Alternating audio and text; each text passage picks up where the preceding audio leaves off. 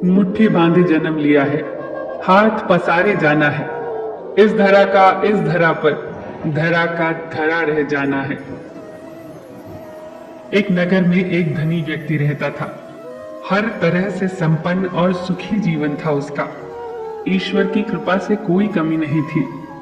उस व्यक्ति की 4 पत्नियां थी।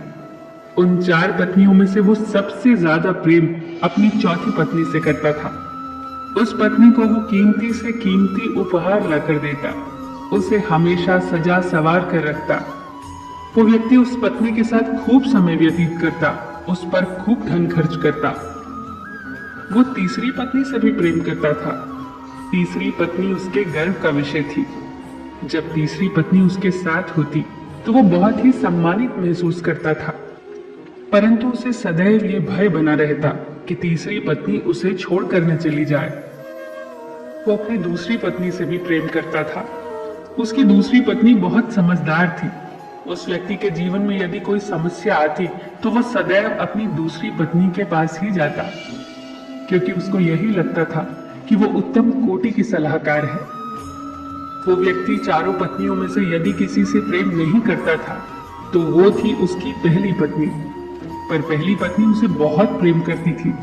वो बहुत ईमानदार थी, वो उसका बहुत ख्याल रखती, हर अच्छे काम के लिए उसे प्रोत्साहित करती और हर बुरे काम के लिए उसे रोकती थी।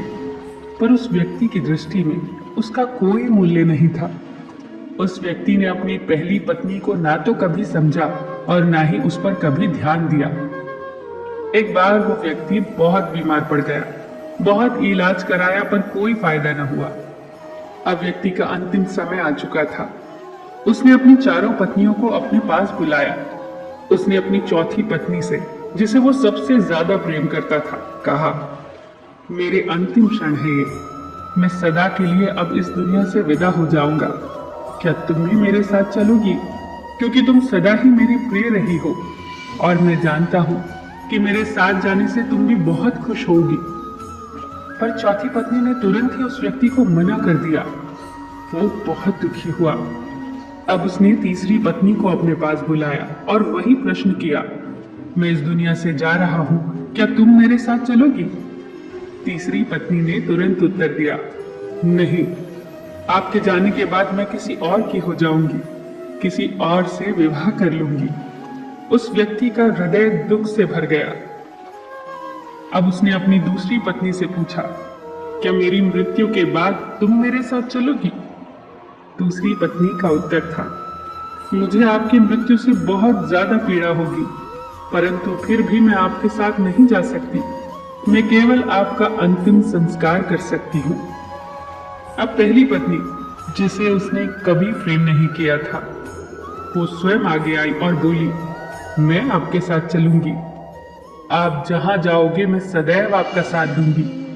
ये सुनकर उस व्यक्ति की आंखें भर आई।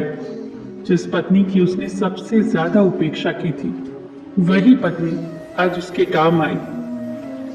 दोस्तों, हर इंसान के पास है ये 4 पत्नियां या 4 पति। चौथी पत्नी है हमारा शरीर, जिसे हम सबसे ज्यादा प्रेम करते हैं।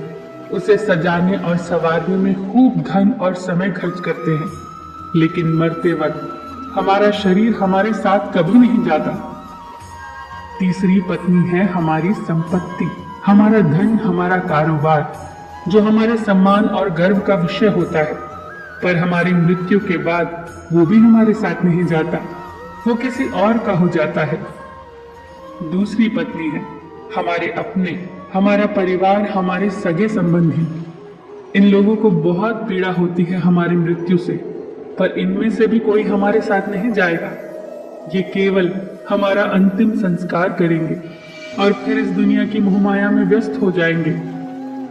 पहली पत्नी है हमारी आत्मा, जिसकी हम सदैव उपेक्षा करते हैं। उसकी आवाज को हम सदा दबा देते हैं, परंतु वही है जो हमें अच्छे और बुरे का सच में ज्ञान देती है। वही है जो हमारे सुख दुख में हमारी साथी होती है। एक वही है जो मरने के बाद भी हमारे साथ जाएगी। दोस्तों, हमें अपनी आत्मा को पोषित करना है, उसे सबल बनाना है, उसी से प्रेम करना है।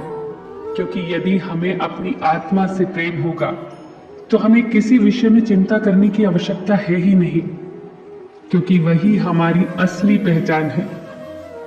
किसी ने कितनी प्यारी बात कही है, किन सांसों का मैं एतबार करूं जो अंत में मेरा साथ छोड़ देंगी, किस धन का मैं अहंकार करूं जो अंत में मेरे प्राणों को बचा नहीं पाएगा, किस तन का मैं अहंकार करूं जो अंत में मेरी आत्मा के बोझ को उठा नहीं पाएगा। सही कर्म करे बंदे, क्योंकि ईश्वर की अदालत में वकालत नहीं होती, और अगर सजा हो जाए तो जमानत नहीं होती। फिर मिलेंगे दोस्तों अगली वीडियो के साथ। तब तक के लिए अपना ख्याल रखना और हमेशा मुस्कुराते रहना।